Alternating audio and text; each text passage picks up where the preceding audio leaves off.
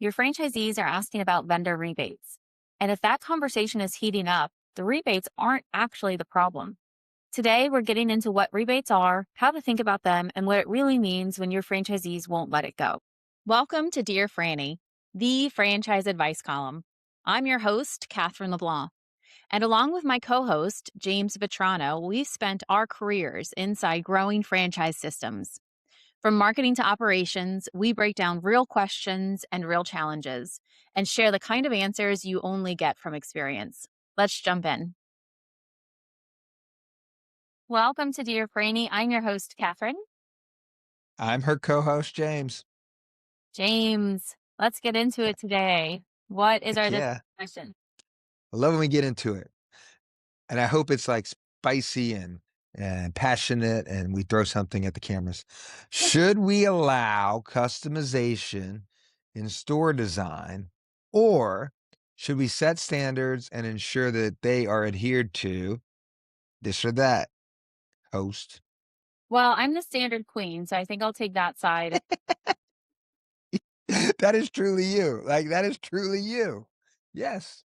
Pretty predictable when it comes to this, but setting standards, I think, is important because two things. One, allows you to have a solid how much do you need to invest before you open so that people can do a solid, expectation of I need to invest this much. This is when I need to break even. Here's how I'm going to make all of that work, all the finances work. And then secondly, I think it's important to set standards because as we've talked about several times, consistency in the experience is what franchising is. And so if you have consistency in your store design is how people experience your brand. And if it's not your store, it's your truck design or your service path when you're walking into your uniform. Those are all standards that communicate this is the brand, this is what I should expect from it. And it's important for all of those standards to be consistent in a franchise brand. And I'll give you one example before I let you tell me why I'm wrong. But the one example I have is that we had a location and they opted to upgrade every single piece of their furniture that was not part of the standard, right? But they made an argument to the team and they're like, no, we want to overinvest in our store design because we think it's going to pay off, at the end of the day. Your store design is not your house. You're not getting, $10,000 extra because you upgraded the fixtures in the bathroom. You are buying a model. The model work the model. And they didn't end up doing well. They started in a rut and because they overinvested in their store design and it was hard to come back from. So that is my answer on this or that. James, why do you think we should allow customization? Yeah, look, I think there's something to your position on the standardization and the buying of a model. And that's sort of, to your point, why you as a franchisee joined franchisor, right? So you didn't have to think about FF&E and store design. So I think we're saying, look, there are going to be standards. And is there a situation where a franchise system should allow some customization within range? I think there's sort of two answers to the why they should within reason. One, if you got a unique location, if you got a unique, like if Yeah. depending on the brand, if it's a unique location, either a unique piece of property, a unique spot on a coastal side, like whatever, like sometimes there's going to be a need for customization depending on the brand and the location. So I think if there's a unique aspect to it, Mhm. I think I would say maybe there's two more. There are brands out there that are very flexible in their uniqueness. So, there is that rare school of thought where, we have a brand, but the brand is open to each space not necessarily looking the same or having a tie-in. And so, I don't necessarily subscribe to that theory, but I think when the brand standard is customization, then you've got this sort of weird world to live in. But, to the franchisee that wants to come into a franchise system and say, hey, I'd really like to do this or to do that. I think the answer is help me understand why, because there is some opportunity for ingenuity vis-a-vis that franchising. Mhm. I would only really allow for customization in the first sort of example where you have a unique location, or if there's something you as a specific franchisee are bringing to the brand that would be really unique, right? Like you've got a great idea. And so I think that if we want to put a big whatever at the front of the entrance of your location, because it ties into something regional or it's seasonal. I don't have the specifics on this. I think I can be open to customization if it was presented in the right way. I do think that you're exactly right. If you're going to allow customization, you're really not franchising in the food space. Additionally, you are asking for problems when it comes to your item 17 or whatnot on build out ranges, because Right. you're pushing up the max, and you're impacting ROIC, which may be fine for you as a certain franchisee where you don't mind spending an extra 100 grand because it helps you on some sort of tax basis, but that really causes system problems. So Yeah. customization within reason, but Mhm. I'm gonna have to side with you on set of standards should prevail. And So also, standard queen. yes, standard queen wins. But and I'll say though that I have worked and seen brands that allow for customization within the box, right? And Yeah. so I had Yeah. a There you conversation go. with Yeah. Jennifer Durham, who is a VP of Brand Dev over at Potbelly, and she was talking to me about how they have customization in every single one of their locations, but it's within the box, right? So Yeah.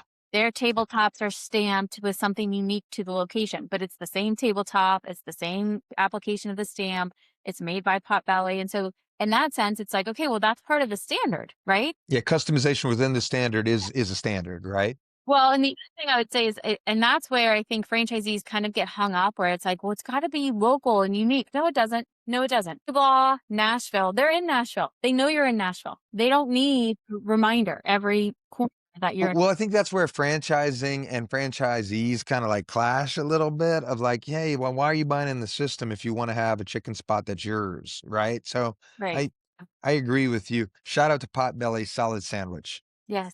Yeah, And I absolutely. also get stuck now. I've got ABBA's Dancing Queen, but adapted to Standard Queen. So it's just gonna play forever with you. I love it. That'll be my walk up music now. Let's go. All right, so let's switch gears to our Dear Frannie question. So, Dear Frannie, franchisees are starting to ask questions about vendor rebates, and I don't have a clean answer. How should I think about rebates? What's fair to keep, and what am I obligated to disclose? Okay, so I'm a lawyer and I'm not going to give any legal advice over the podcast, right? Additionally, that's going to cost you. So, like, hey, whoever wrote it in, get my contact information from our host and I'll bill you accordingly. So, I'm going to stay out of the legal. I would say a couple things. One, why don't you have a clean answer, right? So, like, that to me smells of like, problems, because then it's really easy from my perspective. I think, unless they've changed the rules in the last couple of months, you got to disclose in your FDD about rebates. You got to disclose it. The franchise agreement needs to address it. And it's really simple, right? Like, share the information with your franchisee, right? Like, as long as you aren't hiding it, lay it out there for everybody to see. If you're hiding it, soon as you start hiding something, or are you inclined to hide something, that's a pretty much a good litmus test. That's not the right thing to do. So rebates to me, I think, are something that we need to be open and honest about with the franchisee. I think to the extent the franchisor can utilize portions of that to help the franchise system, that's even more beneficial. And I would suggest, I like rebates. I think rebates done correctly. I think rebates done openly. I think rebates that benefit the system are right. I don't think rebates that, and I think there's litigation out there on this, but rebates that create unnecessary cost to the system is definitively problematic. I think you have an obligation as the franchisor to bring to the table the best options you can. Side note, there are rebates that exist for proprietary products, right? And so I think proprietary products that are made either through third party manufacturers or some affiliates, right? There's a whole different set of rules associated with co ownerships of affiliates in the FDD world that we won't talk about today. But at the bottom line, my response to them would be, look, call me and let's have a legal conversation as to why it's a sticky widget for you. And then secondarily, don't let it be a sticky widget, right? Just lay it out there on the line. And by the way, make sure it's helping not just the business, but the brand. That's the high level. What's your advice to this one? And where do you stand on rebates? Well, look, I think rebates are an important and legitimate part of the franchise business model. And it's a way to it's an alternative revenue stream for the franchisor. And when you think about, the franchisor is getting a franchisee fee or royalty for the privilege of you operating something they've already figured out. And with the buying power and the proprietary nature of some of the products that come in line, having a rebate as another revenue stream, I think, is part of the franchising business model. I think where it becomes sticky is that I haven't seen a good, clean answer around here are the rebates that we receive, and here's how it benefits you. Because at the end of the day, it is a revenue stream for the franchisor, and it's up to them on whether or not they want to flow it right through to EBITDA or if they want to fold it into the brand fund to improve that's what I prefer, to improve the marketing across the board, or if they want to, create a fund where it's going into extra training or extra R&D. I think that that's where it gets sticky, and it's hard to explain to the franchisee, because what the franchisee sees is, well, if you didn't take this rebate, I would have a cheaper price. And Yeah. I think it's hard, and there are companies out there that in fact is not true, where it's the same price and they have a rebate fund that you're Yeah. going to get a rebate from. But sometimes it is true that you would have a cheaper price if this rebate wasn't in place. And so that's where I think it gets sticky, is the franchisee doesn't know, well, could I get this cheaper if you didn't have a rebate? And if we are all here to drive franchisee profitability, where do rebates fit? It is part of the revenue model and the business model for franchisors. But then we're beating the drum around franchisee profitability, but yet we're taking a rebate. That's where I think it gets sticky. I think a couple things. Like one, you got to disclose your revenue associated with that, right? So like that's bottom line needs to be, and look, that can be done in a variety of ways. I think, it's about a couple things. One, what's the narrative to the franchise base, right? If it's, hey, your price won't be cheaper because this has gotten baked into X, Y, and Z. Or your price would be cheaper, but because of the fact that we've done all this R&D and all of this work, that you are buying into this system because of this. Side note, previous company that I ran was making a product, and that product the franchisees had to buy from that company, and that product was part of the offering. You had no choice but to buy that product, and the company made money off that product, right? And that was fully disclosed. And the way it was fully disclosed is, look, just go make that product yourself. Like, go out there and make that product yourself. Now, you can't, if you want to be on a part of our brand, you can't buy it from somebody else, right? You can't buy a similar or knockoff product, because we think we have the best product and people come to this location because of that product. But if you want to have your own thing, go make this product and let me know if you can do it cheaper, right? So if I'm taking, 15 cents per package, that's earned because of and I had this conversation with franchisees because of our company's 20 something years of Hmm. refining this product. So I really think it's about narrative, Hmm. clarity, and honesty to the franchisee when they're going into it. And I do think that there is a conversation to be had where a company needs to be willing to come to the table and say, look, we're taking it all to profit. We're taking it all to profit because we did all this work for these years before, and that's how we make money. Or there's a look, at a certain threshold, if the rebates hit X, rebates, and Okay. when I say rebates, I'm thinking allowances and credits and the whole thing, right? If Okay. it hits X amount, we will then take a percentage of the amount over and funnel it back into A, B, or C, right? I've seen that done before. Yeah. So that's encouraging it, right? And then the last thing I would say is, look, depending on the size of the system, the group purchasing powers that exist on larger systems, like you can't go get that bun cheaper. You just can't.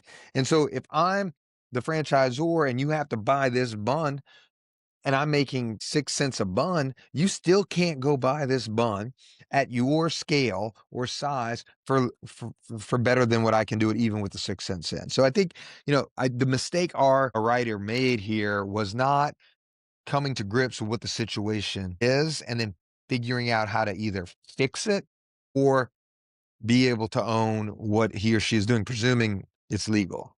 You know what I'm saying? Yeah, no, and I think all of that makes sense, but that also when you look in the real world, Thank you. having that conversation with a franchisee doesn't, even if it's logical, the feeling is, "Hey, you're taking money out of my pocket." And if you are already on rocky ground with your franchisees or your sentiment isn't starting out right, or let's say you're starting out and you only have a couple of franchisees, and so you haven't gotten that narrative figured out and you've kind of blundered over it, it's hard to come back when rebates start to become part of the conversation and the franchisee sentiment is not perfect. It's Yeah. hard. It's a hard conversation to have, and it's a hard I walk. I've sat in many FAC meetings with other brands Mhm, and heard succeeding brands, heard very emotional frustrations by franchise owners associated with that, right? I mhm, do think at a certain point in time it becomes, listen, like I I as the CEO, I as the CDO, I as the owner am willing to do this moving forward, or I as the insert other executive. This is just the lay of the land, gang. And to the extent, like there's only so much we can talk about it because it's either going to change or it's not going to change. And oh, by the way, like unless there were some significant alterations to the FDD during the pendency of your tenure, like you knew this going in, right. right? And I'm Mhm, sorry you don't like it. And maybe we can work something to help assuage you right now. But more often than not, and we've talked about this before, if rebates is becoming a source of consternation or conflict, there's something bigger at hand. yeah, You there's know trust happening. that yeah, the franchisee that's complaining about the rebate amount, unless it's gone up. Like I mean, if cogs have gone up and if something hasn't changed dramatically, relative to the rebate or the pricings associated with those rebates, there's something going on, right? It's either a profitability issue, a sales, and the franchisee is grasping at complaints Mhm. Yeah. that are, typically they go to the ad fund, and I'm all for that because I just let the marketing person handle that. But if the franchisee is complaining about rebates, there's something deeper on it. You Mhm. know, that's my thought. Yeah, well, I think that that I think you're absolutely right on, and I think that something deeper is profitability, right? So if they're Yeah, complaining about for sure. it, part of the reason is because they're looking at what their costs to operate Cogs are, yeah. and they aren't matching either what they anticipated or the profit is not matching what they anticipated. And so then it is And there is really a good point, right? If there's a rebate discussion coming out of the blue or continuing, then I think like, one, two franchisees, depending on the size, one thing. But if there's a substantial percentage or your FAC is focusing on this, I think that calls into some sort of obligation of the franchisor to kind of drill in to, is the rebate creating more problems? Mhm. Uh, or is there a way that there can be some sort of rework of whatever the pain points are on the cogs line, Yeah. right? Yeah. Yeah. So, Yeah. you know, Yeah, well, and I guess too, coming from my, not having been in the CEO seat, coming from more of the, constantly supporting franchisees, I love it when we do something constructive with the rebate that is then supporting the franchisees. And so I've made pitches before around, hey, let's have this rebate go into the brand fund because at 30 locations, we're not going to be able to do a whole lot in the brand fund. So let's buoy it with this investment. I've also made cases where the rebate could go into product innovation and, how are we really like with our royalties, we can't invest over and above a certain amount on right. trying to be innovative and trying to be at the forefront of something. And so could we use those rebate dollars to give ourselves a leg up? And so my black and white world, I kind of like thinking about, all right, how do we leverage this bucket of money to get us more money and sustainability in the future? And look, I know that the reality is that that is a very Pollyanna, like, let's always reinvest the dollars. And at the end of the day, we're running for-profit businesses and they have to show positive EBITDA. Um, and rebates are how to do that, right? And two, if you think about it, you almost want that the positive EBITDA coming from rebates because then it does mean that you're reinvesting all of your royalty dollars into support. So that may be another black and white way to look at it. But Yeah, like I got like a different view of royalties. I think royalties should be profitability, right? And like, but I think you're onto something there, and it's really a very large conversation, especially as you move into where the rebates are coming from, right? So if you're talking about, rebates from a product, if you're talking about rebates from a purchasing collective, if you're talking about like there are different ways, I would counter on like, hey, like if you were the CMO and I were the CEO or the owner, I would say, look, maybe we can look at, we're not going to take, any of the rebate money that comes from the product and put it into anything other than potentially R&D or profitability, right? That's all, right? If we have rebates coming in from a soda brand, or we yeah, have rebates coming in from a paper provider, right? Then maybe we can take a portion of that, right? yeah, And allocate it towards A, B, and C that is directly associated with reducing COGS in that line. Or, maybe we lean on those rebate people to say, look, keep a little bit of the rebate for yourself, but you have to do an ad initiative with us. So, I mean, I think it comes into the executive team as a franchisor needs to lean into its partners on yeah. the rebate side to see what they can do to drive benefit to the franchisees and the brand as well. So that would be a nice conversation that we could have in a closed door meeting on your frustrations with how I'm treating rebates. Well, but I think it's a great delineation. I loved how you kind of set up like, look, if this is our proprietary product and we spent years developing it, and because we developed it, we're now franchising and we're now giving you access to it. I think that that kind of logic really tracks. Again, kind of differentiating, on Coke, on all the soda products, right? They have a rebate fund. The rebate fund has nothing to do with how much you're paying for the product. And so that's where it's like, okay, well, you're going to get the lowest amount that we are the tier, whatever that we're in. But maybe we can do something creative with this kind of quote unquote free money that we're getting. But at the same time, like that's also, you're buying into a collective. You're buying into, um, the success of the franchisor is directly related to the success of the franchisee. And so, um, as the franchisee, you should want not to see them collect rebates just to collect rebates, but to see them leverage and invest and then, ultimately be successful with the revenue streams that they've created.